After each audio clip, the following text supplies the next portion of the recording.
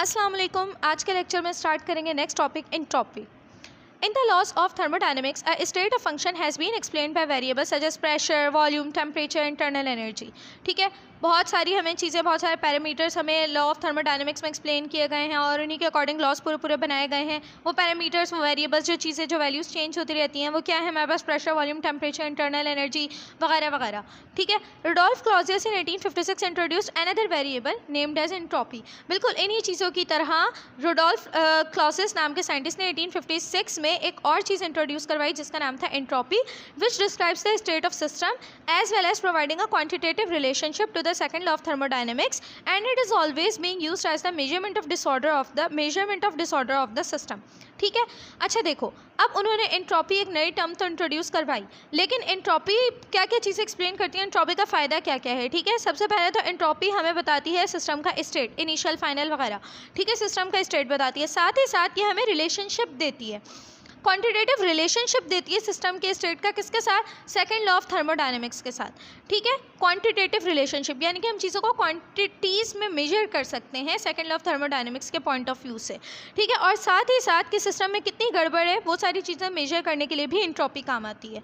For example, if a system undergoes a reversible process by taking heat energy delta Q from a hot reservoir at a thermodynamic temperature T, then the increase in state variable called entropy. ठीक है, example दी हुई है कि अगर एक system है, ठीक है, वो एक रिवर्सिबल प्रोसेस में काम कर रहा है। ठीक है, वो हॉट रिजर्वायर से उसने क्या किया? डेल्टा क्यू लिया। ठीक है, बाय टेकिंग हीट एनर्जी क्या किया? हॉट रिजर्वायर से जो है हीट एनर्जी को उसने लिया एक सिस्टम ने। ठीक है, और उस हॉट रिजर्वायर का जो टेम्परेचर था वो T था। ठीक है, हॉट रिजर्वायर है, हॉट रिजर्वायर का टेम्परेचर T था, आपके सिस्टम ने उससे हीट ली जो डेल्टा Q थी। ठीक है, तो फिर उसके स्टेट में जो इंक्रीज़ आएगा, जो इनिशियल से वो फाइनल स्टेट की तरफ मूव करेगा। ठीक है, जो वेरिएबिलिटी आएगी, जो चेंजिंग्स आएंगी, ठीक है, वो स्टेट में वो क्या कहलाएगी? एंट्रोपी कहलाएगी। It is represented by S। Entropy को हम लोग S से रिप्रेजेंट करते हैं और जो इसकी वैल्यू है वो क्या है? Delta S is equals to delta Q upon delta T, delta Q upon T, यानी कि कितने टेम्परेचर के ऊपर कितनी हीट को जो है इनटेक किया गया, कितनी हीट को जो है वो लिया गया है, कितनी हीट का इनटेक किया गया, कितनी हीट को एब्जॉर्ब किया गया है वगैरह। ठीक है, तो ये चीज़ क्या है? हमारे पास एंट्रोपी है। ठीक है, आगे हम मज़ीद इसको डिटेल में देख रहे हैं तो आपको मज़ीद और ज़्यादा क्लियर हो जाएगा। ठीक है, देखते हैं। The unit of entropy is joule upon kelvin. ठीक है, जाहिर सी बात है, हमें पता है कि क्यू इस चैप्टर में हमारे पास क्या है? हीट का यूनिट हमारे पास क्या होता है? जूल, और टेम्परेचर का यूनिट हमारे पास क्या हो जाएगा? केल्विन। तो ये क्या आ जाएगा हमारे पास? Joule upon kelvin. Change in entropy of system is positive then when heat is added. ठीक है, अगर भाई हीट को ऐड किया जाएगा, अगर हीट को इनटेक किया जाएगा, अगर हीट को एब्जॉर्ब किया जाएगा, हीट को अगर ऐड किया जाएगा, तो जो चेंज इन एंट्रोपी होगा, जो डेल्टा S होगा आपके पास, उसको क्या लिया जाएगा? उसको पॉजिटिव लिया जाएगा। ठीक है, और डेल्टा S आपके पास नेगेटिव भी हो सकता है, लेकिन उस सूरत में जब हीट को क्या किया जाए? हीट को रिमूव किया जाए, जब हीट रिलीज हो जाए, जब हीट का लॉस हो जाए। ठीक है, यानी कि अगर हीट आ रही है तो डेल्टा S पॉजिटिव होगा, लेकिन अगर हीट जा रही है तो डेल्टा S आपके पास नेगेटिव होगा। It is explained bye an example of 2 reservoirs at different temperatures T1 and T2। ठीक है, एक एग्जाम्पल ली गई है जिसमें 2 रिजर्वायर्स हैं, दोनों के डिफरेंट टेम्परेचर्स हैं, एक T1 है, एक T2 है। ठीक है, such that T1 is greater than T2। जो आपका T1 है, फॉर एग्जाम्पल यहाँ पर दिया हुआ है 100 और जो T2 है वो आपके पास दिया हुआ है 0, तो T1 जो है वो obviously greater than T2। When both reservoirs are made in thermal contact, अगर दोनों को थर्मल कॉन्टैक्ट में लाया जाए, यानी कि दोनों को इस तरह से कॉन्टैक्ट में लाया जाए कि दोनों में हीट का एक्सचेंज हो सके, दोनों में थर्मल कॉन्टैक्ट में, यानी कि दोनों में हीट का एक्सचेंज हो सके with each other, then there is flow of heat Q from hot reservoir to cold reservoir. तो फिर नेचुरली जो प्रोसेस होता है हाई कंसनट्रेशन से लो कंसनट्रेशन की तरफ कह लो, या हॉट से कोल्ड की तरफ कह लो, तो क्या होगा? T1 से T2 की तरफ जो है वो एक्सचेंज ऑफ हीट होगा, जो आपका क्या Q होगा वो मूव होना स्टार्ट हो जाएगा हाई जो हॉट रिजर्वायर होगा, ठीक है, हाई टेम्परेचर से लो की तरफ। अच्छा, लेकिन देखना इस सूरत हाल में हो क्या रहा है कि जो आपका हॉट रिजर्वायर है उससे हीट रिमूव हो रही है। ठीक है, और जो कोल्ड रिजर्वायर है उसमें हीट एंटर हो रही है। ठीक है, उसमें हीट ऐड हो रही है। तो हम लोगों ने क्या पढ़ा है कि जिस रिजर्वायर से आपकी जो हीट का लॉस होगा उसकी जो एंट्रोपी होगी वो क्या ली जाएगी? वो नेगेटिव ली जाएगी।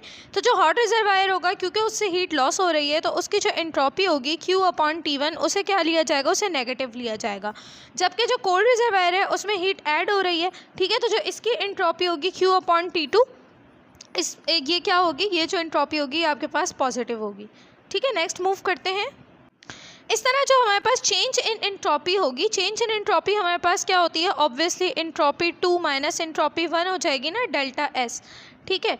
एंट्रोपी 2 हमारे पास क्या है, Q/T2 है, ठीक है। इसमें से हम माइनस करेंगे किसको, अपनी एंट्रोपी 1 को, ठीक है। तो ये आ जाएगी हमारे पास Q/T1, ठीक है। तो ये आप देख लें क्या हो जाएगा, Q/T2 minus Q/T1 when the temperature of both reservoirs become equal, ठीक है। अब क्या हुआ, अब यहाँ पर 100 थी, यहाँ पर 0 थी, ठीक है। जब यहाँ पर 90 बची, ठीक है, जब यहाँ पर 100 से आपके पास 90 बची तो यहाँ पर 10 ऐड हो गई, जब यहाँ पर 80 बची तो यहाँ पर 20 ऐड हो गई, ऐसा ही है ना। जब यहाँ पर 70 बची तो यहाँ पर 30 ऐड हो गई। इसी तरह एक वक्त आया कि यहाँ पर कितनी बची, आपके पास 60 बची, ठीक है, और यहाँ पर कितनी हो गई, 40 हो गई। अब यहाँ पर फाइनली कितनी बची, 50 बची, तो यहाँ पर भी कितनी ऐड हो गई, 50 ऐड हो गई। एक वक्त आया कि ये दोनों क्या हो गई, एंट्रोपीज आपस में, इन दोनों की जो हीट्स हो गई वो आपस में क्या हो गई, इक्वल हो गई, ठीक है। तो कह रहे हैं कि जब इन दोनों का टेम्परेचर, ठीक है, जब इन दोनों का टेम्परेचर आपके पास बिल्कुल इक्वल हो जाए, जब एक्सचेंज ऑफ हीट बिल्कुल इक्वल अमाउंट पर ले आए आपके टेम्परेचर्स को, जब टेम्परेचर्स दोनों रिजर्वायर्स का इक्वल हो जाए, ठीक है, तो फिर जो फ्लो ऑफ हीट होगा वो ऑब्वियसली स्टॉप हो जाएगा, ठीक है। ना किसी के पास कम है ना किसी के पास ज़्यादा है, तो दोनों बिल्कुल इक्वल है, दोनों बिल्कुल इक्वली हॉट या इक्वली कोल्ड है, तो फ्लो ऑफ हीट स्टॉप हो जाएगा और फिर कोई वर्क पॉसिबल नहीं है, ठीक है, कोई मूवमेंट पॉसिबल नहीं है, यानी कि कोई वर्क पॉसिबल नहीं है।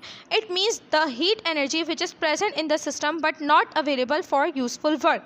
इसका मतलब फिर क्या होगा कि टेम्परेचर तो है, हीट एनर्जी तो मौजूद है उस सिस्टम में, लेकिन इतनी इनफ नहीं है कि वो वर्क के लिए काम आ सके। Hence entropy can also be defined as the unavailability of energy for useful work, ठीक है। तो हम लोग कह सकते हैं कि एंट्रोपी जो है हमारे पास, एंट्रोपी को ऐसे डिफाइन किया जा सकता है कि अनअवेलेबिलिटी ऑफ एनर्जी, कि हीट तो यहाँ पर मौजूद है लेकिन वो हीट एनर्जी इतनी अवेलेबल नहीं है कि वो काम को परफॉर्म करवा सके, ठीक है। तो entropy for reversible and irreversible process इंशाल्लाह स्टार्ट करते हैं नेक्स्ट लेक्चर में। अल्लाह हाफिज़।